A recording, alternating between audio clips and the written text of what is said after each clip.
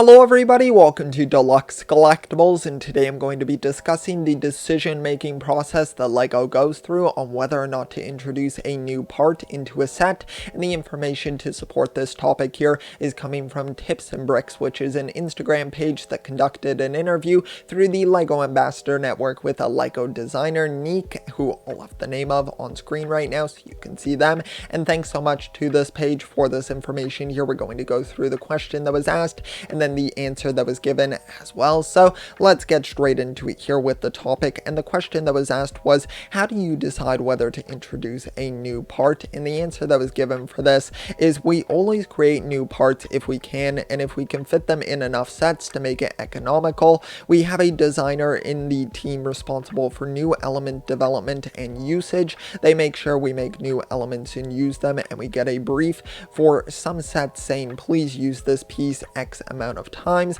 as we can see opportunities for it. So of course that makes a ton of sense as a business. Of course LEGO has to choose the most economically viable option for them, and it just makes a lot of sense as well. If you're going to develop a new piece, why not try to make it in a way where you know you're going to be able to reuse it in newer sets as well, so that it can be continuously in the reproduction phase. So I think that definitely makes quite a bit of sense. And then a second part to the question here is regarding an example that is given, which is, for example, with Lloyd's Hydro-Mech, the new blade is used in multiple new sets, so it's a combination of number crunching to see how much we need to use a new piece for it to be economical, as well as it being a fun creative challenge to work with. And of course in that instance it's the sort of clamping piece on the hand of Lloyd's Hydro-Mech, and then that piece, for example, was reused with Jay's vehicle, the Subspeeder, in the Seabound wave. So even within the exact same wave, they already found a way to be able to utilize that piece once again on that vehicle. And I think that's so cool, and I feel like it's really interesting as well because it's used for a different sort of reason. I think that's what's so great about LEGO, and especially in mock building as well, is that you can see elements that people use in ways that you never really would have thought of. And I think that's what makes it so interesting and such a cool product that you can sort of rebuild in your own sort of way. And of course the designers are doing the same thing, just with the official sets, as they're in the design process for that.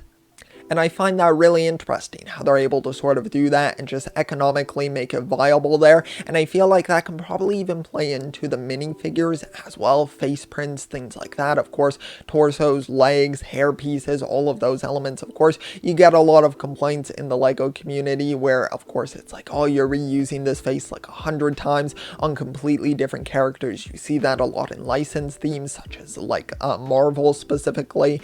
And of course, it can be really disappointing, but at the same time you can kind of understand where they're coming from and how that would economically work a little bit better than them. I actually did do a separate video on this topic of sort of how they wind up reusing those pieces on the actual figures and why they choose to do that. So if you want to check that out, I'll try to remember to link it at the end of this video. But it's just a really interesting topic to sort of dive into. It's sort of the logistics end of it behind the scenes for LEGO as a company, and I find that really intriguing. I'm always very interested in the development of the sets, and I'm always glad to get insights like this through interviews with the designers. So once again, thanks so much to Tips and Bricks. I know this is a bit of a shorter video here, but let me know your thoughts on this topic down below in the comment section. What do you think of it, and what other instances and examples can you give for this topic? I didn't want to share too many because I don't really feel like it's necessary. I'm sure you get it after the one example from Seabound, and that's a very recent one, so I feel like